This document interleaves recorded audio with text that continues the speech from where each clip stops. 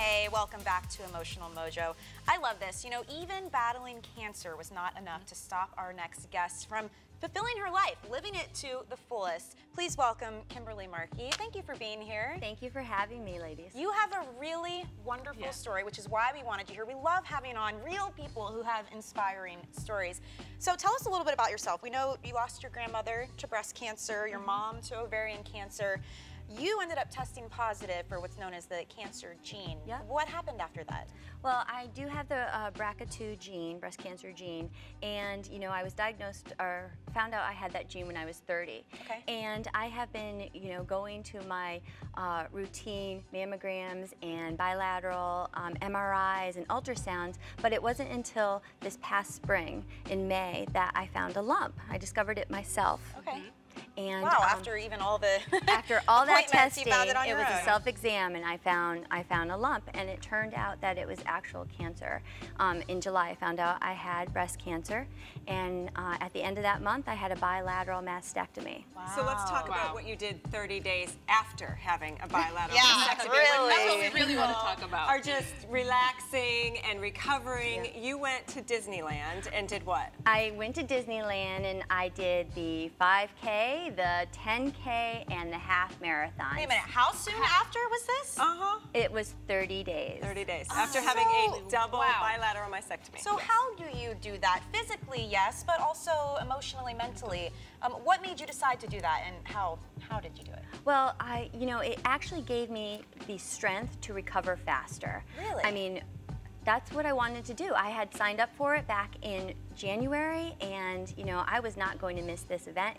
It was a Run Disney race, and those Run Disney races sell out quickly. You're like, no, this little thing is not getting in the way of me doing what I love. Exactly. So I was taking the whole family, my 7-year-old son, my 10-year-old daughter, and my husband, and we were all running the race, and we dressed up as the Incredibles. Can we just point out, guys, I'm looking behind you, Kimberly, and I see this huge bag. What is in here? Can we start taking some of this out for a go second? right ahead. What is this all I've about? never had one of these, so I definitely want to hold I on. know what all these medals, really. So those are the 10 Run Disney medals that I have earned this year, since January. This year? Yes. Unbelievable. Just this year. Just this year. Now, can I ask you, how do these accomplishments and these things help you emotionally, spiritually, with your recovery and your battle? Right. So I like having a race on the board, and all these races that I had signed up for, I signed up before I had breast cancer. Okay. So they were already scheduled, and I wasn't going to let cancer stop me. I wasn't going to let cancer slow down my life. I wasn't going to let chemotherapy wipe me out. I was going to do them, and I did. I ran the Chicago Full Marathon.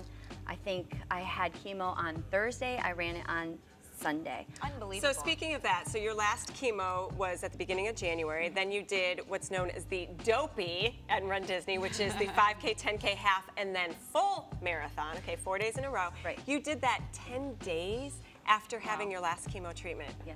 Amazing. That is amazing. How can somebody watching, maybe they're going through the same thing, what kind of inspiration can they draw? Like, they may not be a runner, but that's not really the message. It's more to do what you love. Do what you love and live your life. Life is so precious. You really have to take every single day and really, you know, live it to the most. You know, you never know what's going to happen. You never know where you're going to be. So, you know, enjoy your time with your family. Enjoy your time with your friends. Live every single day as if it was your last. And I just have a really quick question, because a lot of my clients, they struggle getting motivated after they're faced with bad news or a tragedy or anything happens. What's your motivator? What motivates you to get up and go? I just use that negative and try to turn it into a positive, and use that to just we call that a reframe. Every day we use this term. So I just use that and to just channel it and put it into something positive. So if something's bad happening, I go out for a run. That's what I like to do. Right. You know, other people might like just to go for a walk or go swimming or whatever, or go to a Zumba class.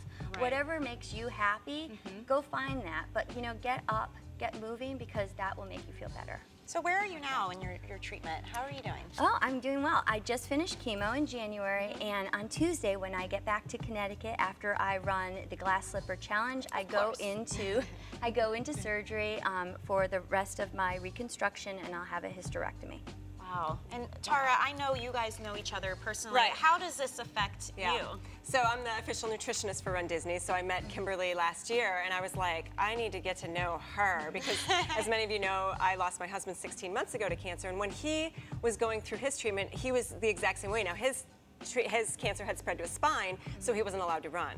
But I can imagine that he would have, because he was, you know, swimming and biking and doing all that stuff exactly like you're doing. And I could see in him, and I see it in you, this zest for life. How does it feel to know you have that effect on people? You know, I did not know it until I started running the Run Disney race, and social media has been great because people have been coming up to me during the races and saying, oh my gosh, you're such an inspiration. Oh my gosh, Kimberly. And I'm like, thank you, because I need that too. That helps me get through the race. Well, let me tell you, that's why we wanted you here. You're an amazing woman, and thank you for sharing a personal story with everybody at home.